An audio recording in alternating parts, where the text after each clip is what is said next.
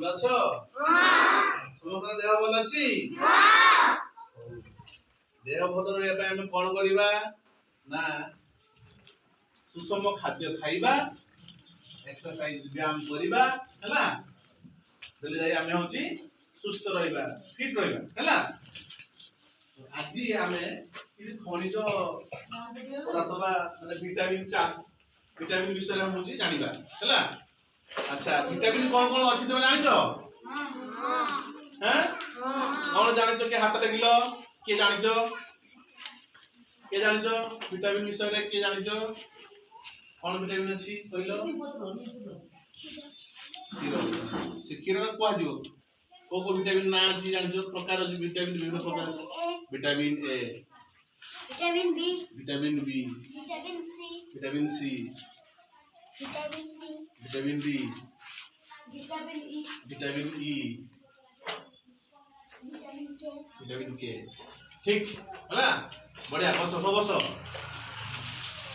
তাহলে vitamin A, vitamin B, vitamin C, vitamin D, vitamin E, vitamin K, এটা সব রহিলা vitamin. কিন্তু ইয়া ভিতরে ভিটামিন বি ଗୋଟେ ଅଛି যেটা কি তার বহুত গুড়াক বিভাগ ଅଛି।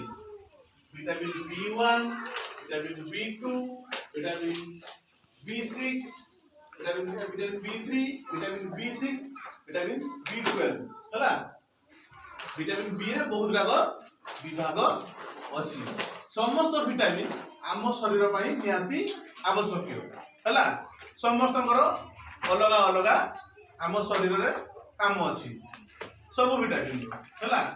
ଭିଟାମିନ୍ ଏ ଅଭାବରୁ ଯେମିତି କି ଆମ ଆଖିର ଦୃଷ୍ଟିଶକ୍ତି କମିଯାଏ ହେଲା।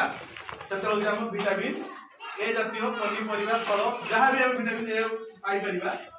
ଭିଟାମିନ୍ ଏ କଣ କୋଉ ପନିପରିବା ବା କୋଉଥିରୁ ମିଳୁଛି ଜାଣିଛ କି? ଜାଣିଛ? କୋଉଥିରୁ? ଶାଗରୁ ମିଳେ, ଗାଜରରୁ ମିଳେ ଭିଟାମିନ୍ ଏ, ଅଣ୍ଡାରୁ ମିଳେ, କ୍ଷୀରରୁ ମିଳେ ଭିଟାମିନ୍ ଏ ହେଲା। ଏହା ଆମ ଦୃଷ୍ଟିଶକ୍ତି ବଢାଇବାରେ ସାହାଯ୍ୟ କରେ ହେଲା। ଆଚ୍ଛା, ସେମିତି ହଉଛି vitamin B1, vitamin B1, vitamin B1 କୋଉଥିରୁ ମିଳେ ଆମକୁ? ନା ମଟର ଛୁଇଁ ଜାଣିଛ? ମଟର ଛୁଇଁ ହେଲା କି, ତା ସହିତ ମାଂସ, ତା ସହିତ ବିଭିନ୍ନ ପ୍ରକାର ଗ୍ରେନ୍ସ ହେଲା, ମକା, କ୍ଷୀର, এই ସବୁ ଭିଟାମିନ୍ B1 ମିଳେ। ଆଚ୍ଛା, ଭିଟାମିନ୍ B12 କୋଉଥିରୁ ମିଳୁଛି? ନା ଚିକେନ, କୁକୁଡ଼ା ମାଂସ, କୁକୁଡ଼ା ଅଣ୍ଡା ହେଲା, କ୍ଷୀର, ବଟର ହେଲା, এই ସବୁରୁ ମିଳେ। ଆଚ୍ଛା, ଭିଟାମିନ୍ B6, ଭିଟାମିନ୍ B6 କୋଉଥିରୁ ମିଳେ? ନା ମାଛ, ନାଲି ମାଂସ ହେଲା, ଡ୍ରାଇ ଫ୍ରୁଟ, ନଟ୍, କୋଳି, ବିଭିନ୍ନ ପ୍ରକାର ଡ୍ରାଇ ଫ୍ରୁଟ, ଶୁଖିଲା ଯୋଉ ଫ୍ରୁଟ ଗୁଡା ଥାଏ ସେଥିରୁ ମିଳେ, କ୍ଷୀରରୁ ମିଳେ ହେଲା। ଆଚ୍ଛା, ଭିଟାମିନ୍ B12 ବଟରରୁ ମିଳେ, ମିଲ୍କରୁ ମିଳେ, ଅଣ୍ଡାରୁ ମିଳେ, ଆଉ ଖାସି ମାଂସରୁ ମିଳେ ହେଲା, ଛେଳି ମାଂସ। ଭିଟାମିନ୍ ସି ଜାଣିଛ?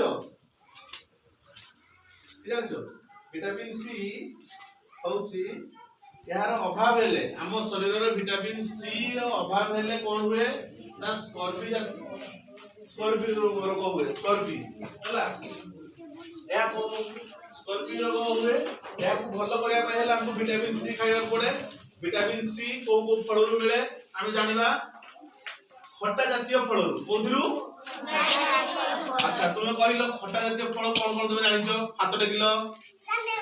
ଲେମ୍ବୁ, ଠିକ। ଆଉ କମଳା, ଟମାଟୋ, ଅଙ୍ଗୁର, এই ସବୁରୁ ଆମେ ଭିଟାମିନ୍ ସି ପାଇଥାଉ। ବୁଝିପାରିଲ? ଏହା ପରେ ଆସିବ ଭିଟାମିନ୍ ଡି। କଣ? ଭିଟାମିନ୍ ଡି କୋଉଥିରୁ ମିଳେ? ମାଗଣାରେ ମିଳେ। କୋଉଥିରୁ କିଏ କହିପାରିବ? ସକାଳୁ ଉଠିଲେ ସୂର୍ଯ୍ୟ କିରଣରୁ ପ୍ରଥମେ ଭିଟାମିନ୍ ଡି ଆମେ ପାଇଥାଉ, ଆମ ଦେହ ପାଇଥାଏ ହେଲା। ଆଉ କୋଉଥିରୁ ମିଳେ ଭିଟାମିନ୍ ଡି? ଅଣ୍ଡା, ମାଛ, କ୍ଷୀର ଖାଇଲେ ଭିଟାମିନ୍ ଡି ଶକ୍ତି ହବ, କୁହନ୍ତିନି? ଭିଟାମିନ୍ ଡି ମିଳେ। ବୁଝିପାରିଲ? ଆଚ୍ଛା, ଭିଟାମିନ୍ ଇ କୋଉଥିରୁ ମିଳେ? କଦଳୀ